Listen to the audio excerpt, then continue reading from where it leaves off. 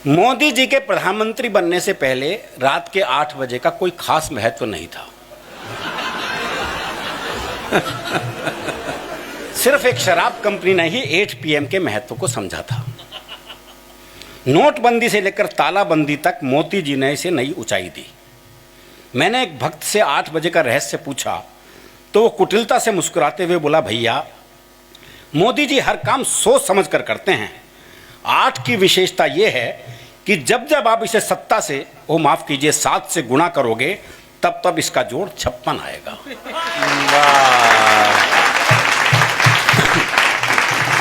चलिए वर्तमान की बात करते हैं सर। क्या स्थिति हुई? पहले कहा गया 22 मार्च को जनता कर्फ्यू, वो आपने देखा होगा। दरअसल हम ऐसे जगह रहे जहां कभी कर्फ्यू हमने देखा नहीं था। तो जनता कर्फ्यू लगा तो इतना सन्नाटा साहब, आदमी नजर नहीं आ रहा कोई। तो मैं अपनी बालकनी में गया तो कुत्ते बड़े परेशान थे, उन्हें कोई आदमी नजर नहीं आ रहा था सच में। तो मैंने कुत्ते, क्योंकि सूंघने की शक्ति कवियों में भी होती है,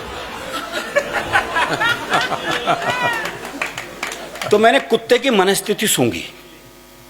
वो सोच रहा था, लगता है सभी मनुष्यों को कुत्ता नगर निगम वाले पकड़ के ले गए। बहुत अच्छे। वाह। नगर निगम वाले। अच्छा, फिर मोदी जी ने कह रखा था 5 बजे वो ताली थाली बजानी है। तो अचानक 5 बजे ताली थाली मची तो कुत्ते हड़बड़ा गए। फिर उम्मीद नहीं थी ना इतने सन्नाटे का, एकदम ऐसा शोर हुआ। तो मैंने उस कुत्ते की मनस्थिति सूंघी। फिर वो सोच रहा था, बहुत जल्दी छोड़ दिया इन सबको। वाह।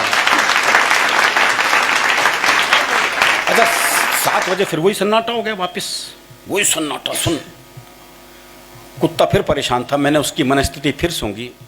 वो सोच रहा था, और मचाओ शोर। फिर ले गए ना पकड़ के। बहुत अच्छे भाई साहब। उसके बाद मोदी जी फिर 8 बजे आते हैं और 21 दिन का संपूर्ण लॉकडाउन करके चले जाते हैं। अब लोगों की असली परीक्षा का समय शुरू होता है।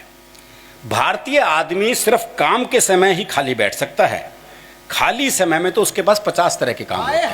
वाह वाह वाह वाह। तरह तरह के टिकटॉक और चुटकुले जन्म लेने लगते हैं। कोरोना को लेकर नए नए ज्ञानपरक और अश्लील गीत रचे जाने लगे। नई नई गालियां जन्म लेने लगी। कुछ लोग सिगरेट का धुआं नहीं उड़ा पा रहे थे तो अफवाह उड़ाने में लग जाते हैं। कुछ रचनात्मक लोग बीमारी को भी हिंदू मुसलमान रंग देने में लग जाते हैं। कभी फेसबुक पर लाइव आकर स्वस्थ लोगों को भी बीमार करने में लग जाते हैं। इनसे तंग आकर एक ने तो कह भी दिया, कोरोना से डर नहीं लगता साहब, कवियों से लगता। सामान्य पति जब झाड़ू पोछा और बर्तन मांजकर टेलीविजन के सामने बैठकर कैटरीना कैफ को बर्तन मांजते देखता है तो उसकी सारी थकान पल भर में काफूर हो जाती है। बहुत अच्छे, बहुत अच्छे। अच्छा, सभी न्यूज चैनल उन दिनों अपने अपने काम में लग गए। कोरोना से जंग, कोरोना बुलेटिन, कोरोना का कहर जैसे बुलेटिन के नाम हो गए।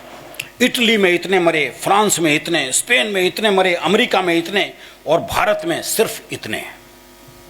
पता ही नहीं लगता कि ये सूचना दे रहे हैं या लानत।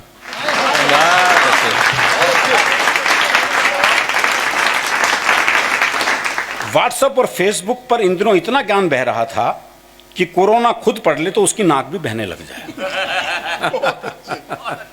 गोमूत्र से लेकर स्वयंमूत्र तक के सेवन की शिक्षा दी जा रही थी। जिनके लिए 2 रोटी के लाले पड़ रहे थे उन्हें च्यवनप्राश खाने की नसीहत दी जा रही थी। वाह वाह वाह वाह। धीरे धीरे पूरा देश बिग बॉस के घर में तब्दील हो गया था। नए नए टास्क देश की जनता को मिलते रहते थे।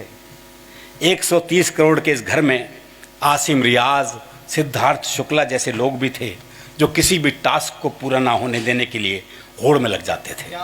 वाह भाई साहब। डॉक्टर, नर्स और पुलिस का काम दुगना हो गया क्योंकि जिन्हें बचाना है उनसे बचना भी तो है। वाह। चलते चलते एक बात और, सावधान रहिए, सुरक्षित रहिए, प्रधानमंत्री जी की हर बात मानिए क्योंकि रात के 8 हर रोज बजते हैं। वाह वाह।